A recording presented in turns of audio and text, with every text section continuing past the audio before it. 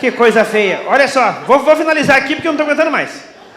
Antes de eu ser mulher ungida, evangélica, gente, se vocês conhecerem meu passado, meu Deus, eu sondava o marido dos outros, dançava funk, eu posso falar, olha, sondava o marido, dançava, era católica. Aí virei evangélica, a Cleonice falou assim, vamos na fogueira santa, vai ter a fogueira de orações, você está precisando, mulher, você é muito mundana. Eu falei, eu vou, quero ver, encontrar um novo caminho. Aí chegamos lá no Monte Sinai, era a corrente dos 736 pastores. Falei, nossa, por que tanto pastor, meu Deus do céu? Ainda faltou 200, foi só 500 e pouquinho. Aí chegamos lá, ela falou assim, é a fogueira de orações. Aí levei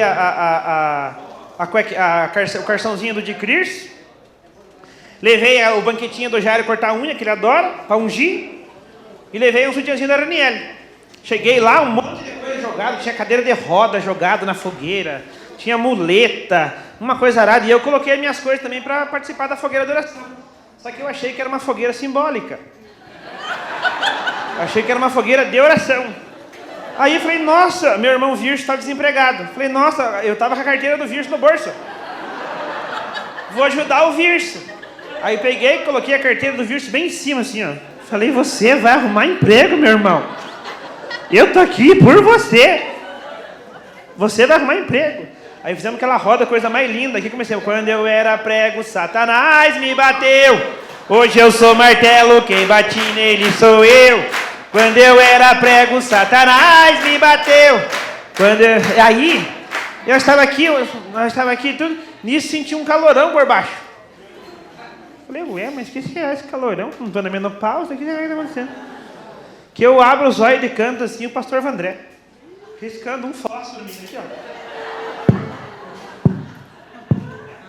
Foi em câmera lenta, assim, ó. E eu aqui, ó. A carteira do Virso. A carteira do Virso. E todo mundo... Quando eu era pego, Satanás. Meu Deus. Eu tentava enfiar a mão.